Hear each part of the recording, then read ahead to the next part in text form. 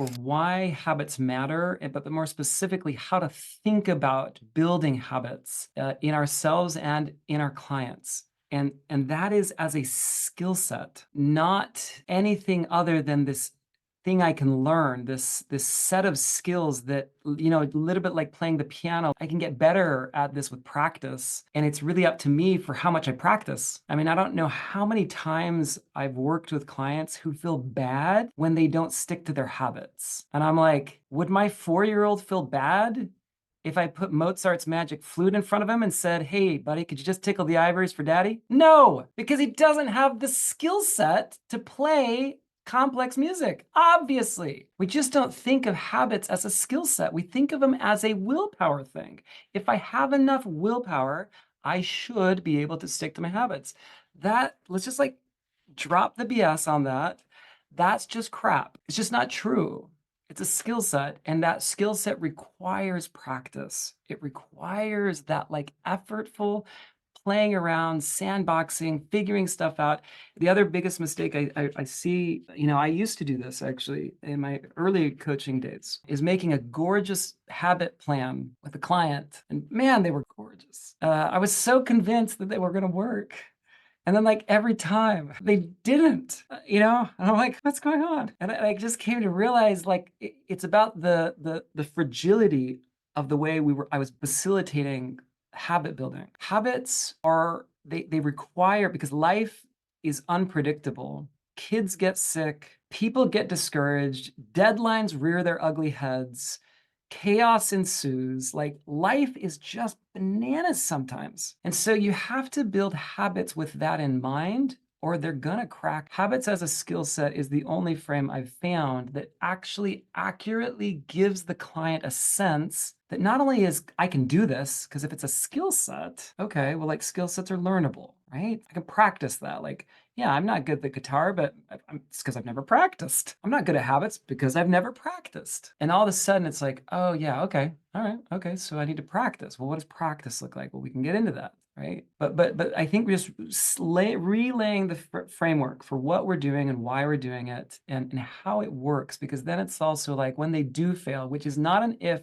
it's a when, they don't actually blame themselves. They don't feel discouraged. What they start getting is curious instead of frustrated. They go, oh my gosh, I totally slept through my alarm and didn't go for my run. That's interesting. Like, wow, I did that. Like, what the heck? Like, why did that happen? That's so fascinating. It's a clue. Like when we fail, it's genuinely a clue. It's not a failure. I don't actually really like the word failure. It's just data. It's like, that's data. Okay, cool. That's data. I'm doing an N of 1 experiment. I'm the scientist and subject of my own micro experiment around habit creation. That's what I'm doing, right? And so when I get data, I don't ignore that data. I don't blame myself. I don't feel bad about getting data. You think a scientist feels bad about getting more data? They love data. Trust, if you don't know that, go talk to a scientist and be like, I got a new data set. And they'll be like, oh my gosh, like, what is it? I mean, they're just out of their heads. Like they live for data, okay? If our clients start living for the data in their own lives, it will fundamentally change their experience of habit creation. Everything is data, information. It's just something it's something to learn from. So when they come to you the week after you set out that gorgeous habit plan, they had their heads a little hanging down a little bit, and they're like, I only did it 4 out of 7 times. First of all, they're already like framing it in a very particular way, like they failed because they didn't do it every day, right? But then you're like, okay, fascinating. Wow. Okay, let's talk about the 4 days.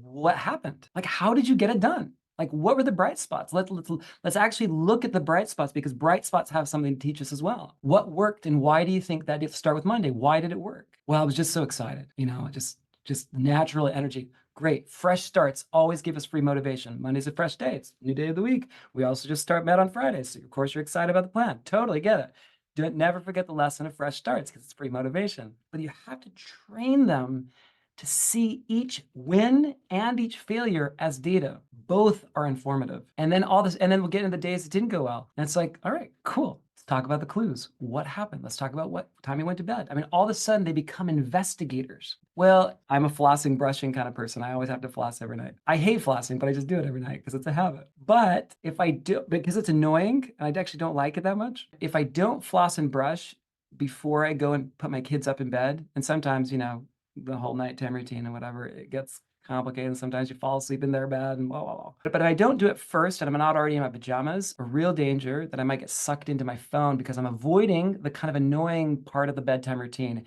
And I'm just like a moth to the flame, like opening up social media at 10 p.m. All right, so maybe that's what it was.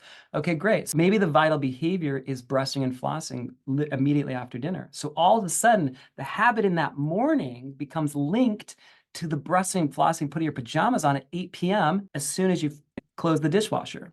The point is, all of these things tend to be linked, and people aren't looking for clues. They're just feeling bad about themselves. So as you open that possibility up and you start celebrating the wins, you start getting really curious. You have no negative emotions, no judgment around not doing something. There's just like fascination. Then they start like modeling the emotion you're giving in the session, and they start feeling that same way themselves. Thoughts, reflections, questions around this.